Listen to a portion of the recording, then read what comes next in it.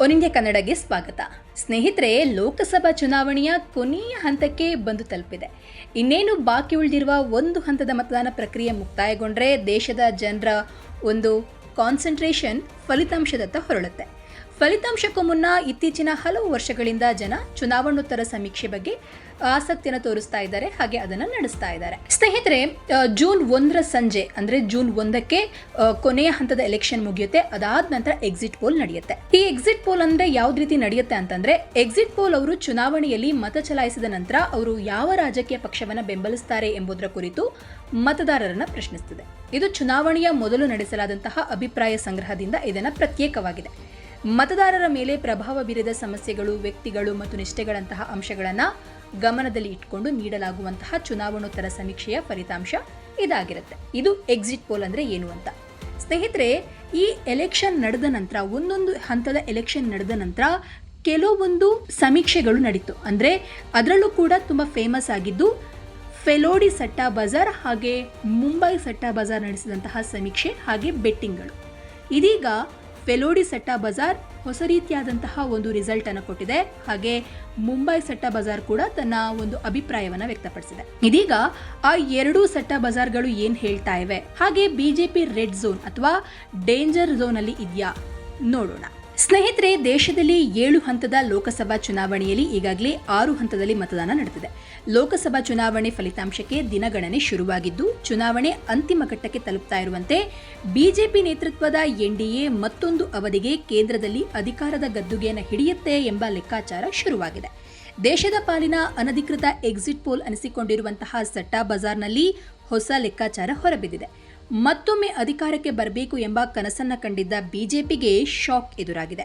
ದೇಶದಲ್ಲಿ ಈಗಾಗಲೇ 6 ಹಂತದ ಮತದಾನ ಮುಕ್ತಾಯದ ಬೆನ್ನಲ್ಲೇ ಹೊಸ ನಂಬರ್ ಬಿಜೆಪಿಯನ್ನ ನಿದ್ದೆಗೆಡಿಸುವಂತೆ ಮಾಡಿದೆ.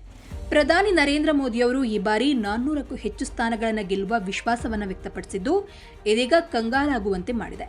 ಸಟ್ಟಾ ಬಜಾರ್ನಲ್ಲಿ ಹೊಸ ಲೆಕ್ಕಾಚಾರದ ಪ್ರಕಾರ ಕಾಂಗ್ರೆಸ್ ಈ ಬಾರಿಯ ಲೋಕಸಭಾ ಚುನಾವಣೆಯಲ್ಲಿ ಸ್ವಲ್ಪ ನಿಟ್ಟುಸಿರನ್ನ ಬಿಟ್ಟಿದ್ದು, ಬಿಜೆಪಿ ಆಘಾತಕಾರಿಯಾದ ಫಲಿತಾಂಶಗಳು ಬರುವಂತಹ ಸೂಚನೆಯನ್ನ ಸಟ್ಟಾ ಬಜಾರ್ ನೀಡಿದೆ. ಎನ್ಡಿಎ ನಾಯಕರು ಬರೋಬ್ಬರಿ 400 ಸ್ಥಾನಗಳನ್ನು ಗೆಲ್ಲುವ ವಿಶ್ವಾಸದಲ್ಲಿದ್ದರು.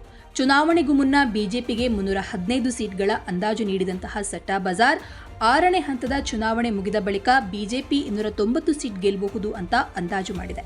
ಇತ್ತ ಸಟ್ಟಾ ಬಜಾರ್ ಭವಿಷ್ಯದಿಂದ ಬಿಜೆಪಿ ನಾಯಕರಿಗೆ ಶಾಕ್ ಎದುರಾಗಿದ್ದು, ಕಾಂಗ್ರೆಸ್ ಪಕ್ಷದ ಗೆಲುವಿನ ಸಂಖ್ಯೆಯಲ್ಲಿ ಹೆಚ್ಚಿನ ಏರಿಕೆಯಾಗಿಲ್ಲ. ದೇಶದಲ್ಲಿ ಪ್ರಾದೇಶಿಕ ಪಕ್ಷಗಳು ಗೆಲ್ಲುವ ಸಂಖ್ಯೆಯಲ್ಲಿ ಏರಿಕೆಯನ್ನು ಕಾಣಬಹುದು ಅಂತ ತಿಳಿಸಿದೆ. ಇನ್ನು ಯಾರಿಗೆ ಎಷ್ಟು ಸ್ಥಾನ ಸಿಗುತ್ತೆ? ಸಟ್ಟಾ ಬಜಾರ್ ಮತದಾನಕ್ಕೂ ಮೊದಲು ಬಿಜೆಪಿ 315 ಸೀಟ್ ಗೆಲ್ಲಬಹುದು ಅಂತ ಅಂದಾಜು ಮಾಡಲಾಗಿದ್ರೆ, ಕಾಂಗ್ರೆಸ್ 45ರಿಂದ 55 ಸೀಟ್ ಗೆಲ್ಲಬಹುದು ಅಂತ ಹೇಳಲಾಗಿತ್ತು. ಇನ್ನು 3ನೇ ಹಂತದ ಚುನಾವಣೆಯ ಬಳಿಕ ಬಿಜೆಪಿಯ ಈ ನಂಬರ್ಗಳು 270ಕ್ಕೆ ಕುಸಿದಿದ್ರೆ, ಕಾಂಗ್ರೆಸ್ನ ನಂಬರ್ಗಳು 70ರಿಂದ 80ಕ್ಕೆ ಏರಿದ್ವು. ಸ್ನೇಹಿತರೆ, 6ನೇ ಹಂತದ ಮತದಾನ ನಡೆದ ನಂತರ ಬಿಜೆಪಿ 543 ಸ್ಥಾನಗಳಲ್ಲಿ 290 ಸ್ಥಾನಗಳನ್ನು ಗೆಲ್ಲುವ ನಿರೀಕ್ಷೆ ಇದೆ. ಬಿಜೆಪಿ ಸ್ವಂತ ಬಹುಮತವನ್ನ ಪಡೆಯುತ್ತೆ. ಈ ಹಿಂದೆ ಬಿಜೆಪಿ 300 ಸ್ಥಾನಗಳನ್ನು ಗೆಲ್ಲಲಿದೆ ಅಂತ ಫೆಲೋಡಿ ಸಟ್ಟಾ ಬಜಾರ್ ವರದಿಗಳು ಸೂಚಿಸಿದ್ವು. ಆದ್ರೆ ಇದೀಗ ಗೆಲ್ಲುವ ಸೀಟ್ಗಳು ಕಮ್ಮಿಯಾಗಿದೆ ಅಂತ ಅಂದಾಜಿಸಲಾಗಿದೆ. ಸ್ನೇಹಿತರೆ, ಇದು ಫೆಲೋಡಿ ಸಟ್ಟಾ ಬಜಾರ್ ಹೇಳಿದಂತಹ ಒಂದು ಮಾಹಿತಿ. ಸ್ನೇಹಿತರೆ, ಈ ಫೆಲೋಡಿ ಸಟ್ಟಾ ಬಜಾರ್ ರಾಜಸ್ಥಾನದ ಜೋಧ್ಪುರ ಜಿಲ್ಲೆಯ ಸಣ್ಣ ಪಟ್ಟಣವಾದ ಫೆಲೋಡಿ. ಚುನಾವಣಾ ಸಂಬಂಧಿತ ಬೆಟ್ಟಿಂಗ್ ಅಷ್ಟೇ ಅಲ್ಲದೆ ಕ್ರೀಡೆ ಸೇರಿದಂತೆ ಆಸಕ್ತಿದಾಯಕ ವಿಷಯಗಳಲ್ಲಿ ಬೆಟ್ಟಿಂಗ್ ನಡೆಸುವ ಪ್ರಮುಖ ಕೇಂದ್ರ ಅಂತ ಹೆಸರುವಾಸಿಯಾಗಿದೆ. ಇದರ ಪ್ರಕಾರ ಬಿಜೆಪಿ ನೇತೃತ್ವದ ಎನ್ಡಿಎ ಈಗ 340ರಿಂದ 350 ಸ್ಥಾನಗಳನ್ನು ಪಡೆಯುವ ನಿರೀಕ್ಷೆ ಇದೆ. ಇದು 2/3 ಬಹುಮತಕ್ಕಿಂತ ಕಡಿಮೆಯಾಗಿದೆ.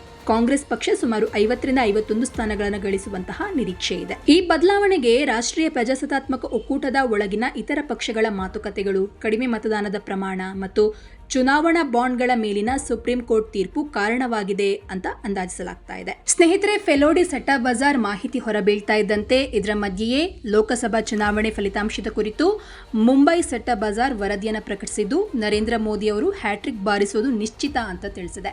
ಮುಂಬೈ ಸಟ್ಟಾ ಬಜಾರ್ ವರದಿಯ ಪ್ರಕಾರ ಚುನಾವಣೆಯಲ್ಲಿ ಬಿಜೆಪಿ 295ರಿಂದ 305 ಕ್ಷೇತ್ರಗಳಲ್ಲಿ ಗೆಲುವನ್ನ ಸಾಧಿಸಲಿದೆ ಅಂತ ತಿಳಿದು ಬಂದಿದೆ. ಕಾಂಗ್ರೆಸ್ ಈ ಬಾರಿ 55ರಿಂದ 65 ಕ್ಷೇತ್ರಗಳಲ್ಲಿ ಮಾತ್ರ ಜಯಿಸಲಿದೆ. ಇನ್ನು ರಾಮ ಮಂದಿರ ಕಾರಣದಿಂದ ಬಿಜೆಪಿಗೆ ಪ್ರಮುಖವಾಗಿರುವ ಉತ್ತರ ಪ್ರದೇಶದಲ್ಲಿ ಬಿಜೆಪಿಗೆ 64ರಿಂದ 66 ಕ್ಷೇತ್ರಗಳು ಲಭಿಸುತ್ತೆ ಅಂತ ವರದಿ ತಿಳಿಸಿದೆ. ಇದಕ್ಕೂ ಮೊದಲು ಮುಂಬೈ ಸೆಟ್ಟಾ ಬಜಾರ್ ಸಮೀಕ್ಷೆಯು ಬಿಜೆಪಿ 270ರಿಂದ 280 ಕ್ಷೇತ್ರಗಳಲ್ಲಿ ಗೆಲುವು ಸಾಧಿಸಲಿದೆ ಅಂತ ಅಂದಿದ್ದಾರೆ. ಕಾಂಗ್ರೆಸ್ 70ರಿಂದ 80 ಕ್ಷೇತ್ರಗಳಲ್ಲಿ ಜಯಿಸಲಿದೆ ಅಂತ ತಿಳಿಸಿತ್ತು. ಸ್ನೇಹಿತರೆ, ಕೆಲವರು ಈಗಷ್ಟೇ ಪ್ರಿಡಿಕ್ಷನ್ ಮಾಡ್ತಾ ಇದ್ದಾರೆ, ಕೆಲವರು ತಮ್ಮ ಅಭಿಪ್ರಾಯಗಳನ್ನು ಹೇಳ್ತಾ ಇದ್ದಾರೆ. ಚುನಾವಣಾ ಚಾಣಕ್ಯ ಅಂತ ಕರೆಸಿಕೊಳ್ಳುವಂತಹ ಪ್ರಶಾಂತ್ ಕಿಶೋರ್ ಬೇರೆದೇ ಆದ ರೀತಿಯಲ್ಲಿ ಹೇಳಿದ್ದಾರೆ. ಅನೇಕರು ಭವಿಷ್ಯ ಹೇಳುವಂತಹ ಜ್ಯೋತಿಷಿಗಳು ಕೂಡ ತಮ್ಮದೇ ಆದ ರೀತಿಯಲ್ಲಿ ಈ ಬಾರಿಯ ಗೆಲುವನ್ನ ಪ್ರಿಡಿಕ್ಟ್ ಮಾಡ್ತಾ ಇದ್ದಾರೆ. ಆದರೆ ನರೇಂದ್ರ ಮೋದಿ ಹಾಗೆ ಅವರ ಟೀಮ್ ಅಥವಾ NDA ಪಕ್ಷದ ನಾಯಕರು ಈಗಾಗಲೇ ಒಂದು ಹೆಜ್ಜೆ ಮುಂದೆ ಹೋಗಿ ನರೇಂದ್ರ ಮೋದಿಯವರು ಈ ಬಾರಿ ಗೆಲ್ಲೋದು ಫಿಕ್ಸ್. ಅವರು ಜೂನ್ 9ಕ್ಕೆ ಪ್ರಮಾಣ ವಚನವನ್ನು ಸ್ವೀಕರಿಸ್ತಾರೆ. ಮುಂದಿನ ಪ್ರಧಾನಿ 3.0 ಆಗಿ ಅಧಿಕಾರವನ್ನು ವಹಿಸಿಕೊಳ್ತಾರೆ ಅಂತ ಮೊದಲೇ ಯೋಚನೆಯನ್ನ ಮಾಡಿ ಅವರು ಜೂನ್ 9ಕ್ಕೆ ಅಧಿಕಾರವನ್ನು ವಹಿಸಿಕೊಳ್ಬೇಕು ಅಂತ ಹೇಳಿ ಇದಾಗಲೇ ಕರ್ತವ್ಯ ಪಥದಲ್ಲಿ ಎಲ್ಲ ರೀತಿಯ ಸಿದ್ಧತೆ ನಡೀತಾ ಇದೆ ಅಂತಲೂ ಹೇಳಲಾಗ್ತಾ ಇದೆ. ಆದರೆ ಏನಾಗುತ್ತೆ, ಮೋದಿ ಪ್ರಧಾನಿ ಆಗ್ತಾರಾ ಅಥವಾ ಏನಾದರೂ ಬದಲಾವಣೆಗಳಾಗುತ್ತಾ, ಅಥವಾ ಮೋದಿಯವರು ಈ ಬಾರಿಯ ಒಂದು ಮಂತ್ರ ಏನಿತ್ತು, ಅಬ್ಕಿ ಬಾರ್ 400 ಪಾರ್, ಆ 400 ಸೀಟನ್ನು ಪಡಿತಾರಾ, ಅಥವಾ ಬಿಜೆಪಿ ಒಂದೇ 370 ಸೀಟನ್ನು ಪಡೆದ್ರೆ ಪಡೆಯುತ್ತಾ, ಏನಾಗುತ್ತೆ ಅನ್ನುವಂಥದ್ದು ಜೂನ್ 4ಕ್ಕೆ ಗೊತ್ತಾಗುತ್ತೆ.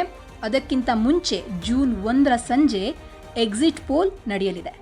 ಇನ್ನು ಒನ್ ಇಂಡಿಯಾ ಕನ್ನಡದಲ್ಲೂ ಕೂಡ ಎಕ್ಸಿಟ್ ಪೋಲ್ನ ಕುರಿತು ಅನೇಕ ಅಪ್ಡೇಟ್ಗಳು ಬರ್ತಾ ಇರುತ್ತೆ. ಅದನ್ನು ನೋಡೋದನ್ನು ಮಿಸ್ ಮಾಡಬೇಡಿ. ಧನ್ಯವಾದಗಳು.